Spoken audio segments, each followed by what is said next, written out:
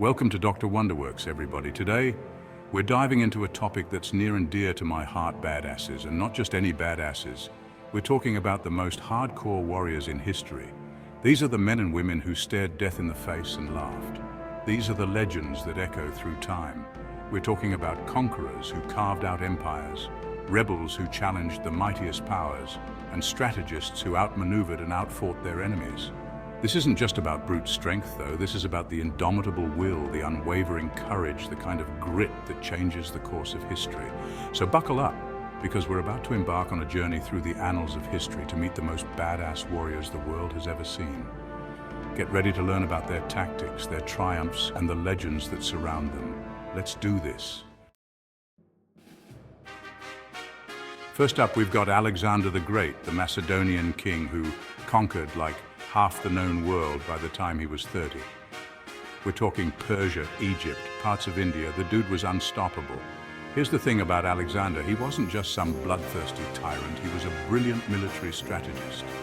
He understood the importance of discipline, of flanking maneuvers, of using the terrain to his advantage. He knew how to motivate his troops, how to inspire them to conquer seemingly insurmountable odds. Think about the Battle of Gaugamela. Alexander was facing the massive Persian army led by Darius III. Talk about a David and Goliath situation, right? But Alexander, he saw an opening, a weakness in the Persian lines, and he went for it, leading a cavalry charge straight at Darius himself. The Persian king, he freaking panicked and fled, leaving his army in disarray. Just like that, Alexander won one of the most decisive battles in history. This is a constant theme with this guy. He just kept winning.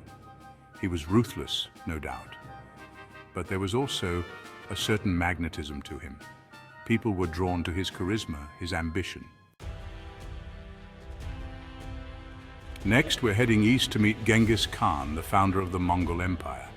Now, this guy was a force of nature. He united the nomadic tribes of Mongolia, creating one of the largest contiguous empires in history. We're talking from the Pacific Ocean all the way to Eastern Europe. Genghis Khan, he was all about speed and mobility. His cavalrymen, they were lightning on the battlefield. They'd swoop in, rain down arrows, and disappear before the enemy even knew what hit them. But it wasn't just brute force with Genghis. He was a master of psychological warfare. He understood that fear could be just as powerful as any weapon. He would often send emissaries ahead of his army, offering his enemies a choice: surrender and be spared, or resist and face utter annihilation. And you know what? It worked.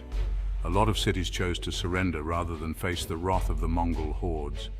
Genghis Khan also embraced new technologies, incorporating gunpowder and siege weapons into his army. He was adaptable, ruthless, and undeniably effective. He wasn't afraid to break the mold, to challenge the status quo. He was a true visionary, and his empire left an indelible mark on the world. Now let's talk about Joan of Arc, the peasant girl who became a national heroine of France. Imagine this.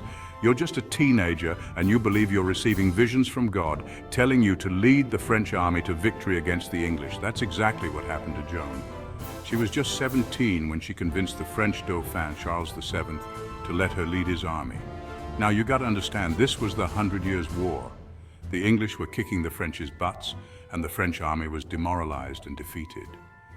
But Joan, with her unwavering faith and her fiery speeches, she rallied the troops.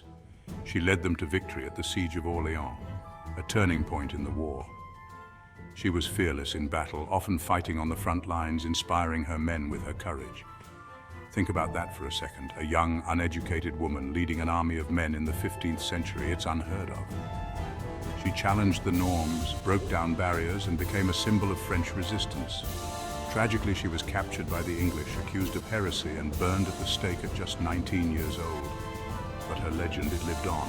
Joan of Arc, she became a martyr, a symbol of French resilience and the power of belief.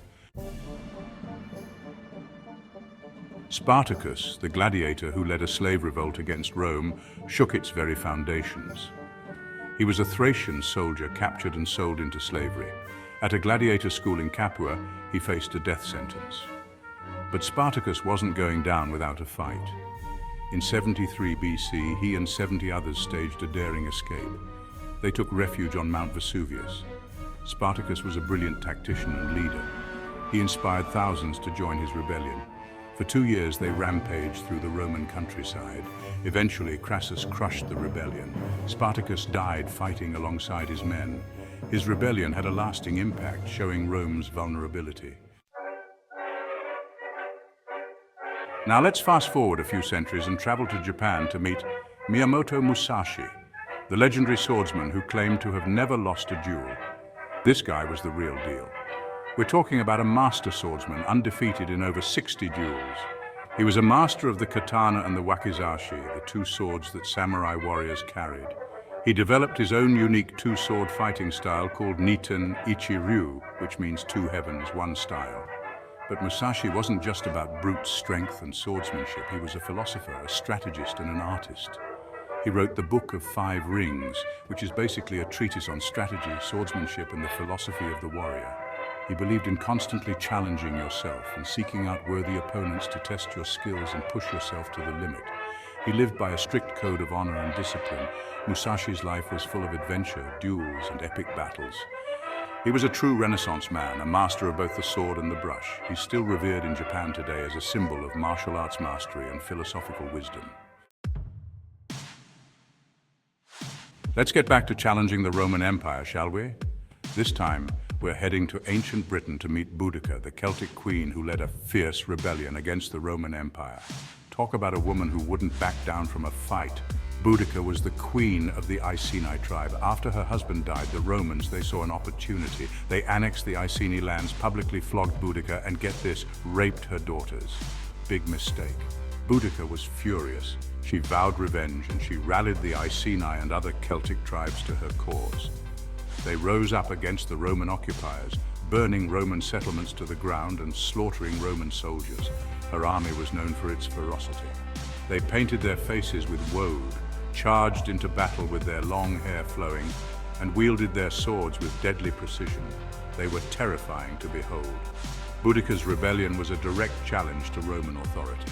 She almost succeeded in driving the Romans out of Britain, but in the end, her forces were defeated at the Battle of Watling Street. Rather than surrender to the Romans, Boudica, she reportedly took her own life. But her story, it became a symbol of Celtic resistance, a testament to the human spirit's capacity for defiance, even in the face of overwhelming odds. Now let's talk about another freedom fighter.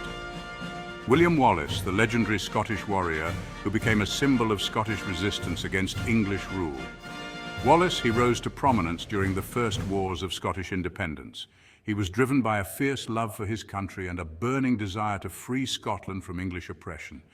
He was a charismatic leader, inspiring ordinary Scotsmen to take up arms and fight for their freedom. He's best known for his victory at the Battle of Stirling Bridge in 1297. Wallace and his ragtag army of Scottish warriors, they faced off against a much larger English force. The English, they underestimated Wallace, thinking they could easily crush the Scottish rebellion. Big mistake. Wallace, he used the terrain to his advantage, luring the English onto the narrow Stirling Bridge and then unleashing a devastating attack. The English army was routed, and Wallace became a national hero. He was knighted and declared Guardian of Scotland, but his victories were short-lived. In 1305, he was captured by the English, taken to London, and brutally executed for treason. But his legacy, his fight for freedom, it continued to inspire generations of Scots. Leonidas I, the Spartan king, led the legendary stand against the Persian army at the Battle of Thermopylae. Talk about going out in a blaze of glory. In 480 BC, Xerxes I led a massive army to conquer Greece. Leonidas and his 300 Spartans took a stand at the narrow pass of Thermopylae. The pass was known as the Hot Gates. It was the perfect place to make a stand. The Persians vastly outnumbered the Greeks. For 3 days, they held off the Persian army. The Spartans fought with incredible courage and discipline. On the third day, a traitor revealed a secret path, allowing the Persians to outflank the Greeks. Leonidas dismissed most of his allies, ordering them to live to fight another day. Leonidas and his 300 Spartans remained, forming a rearguard. They fought to the last man, buying precious time for the Greeks. The Battle of Thermopylae became a symbol of courage and sacrifice. So there you have it, folks. 8 of the most badass warriors in history. From Alexander the Great's strategic brilliance to Joan of Arc's unwavering faith to Leonidas's heroic last stand, these warriors have inspired countless generations with their courage, their skill, and their indomitable will. They remind us that even in the face of overwhelming odds, the human spirit is capable of extraordinary things. What did you guys think? Who's your favorite badass warrior in history? Let me know in the comments below. And while you're there, don't forget to hit that subscribe button and ring the notification bell so you don't miss out on any future episodes of Dr. Wonderworks. Until next time, stay curious.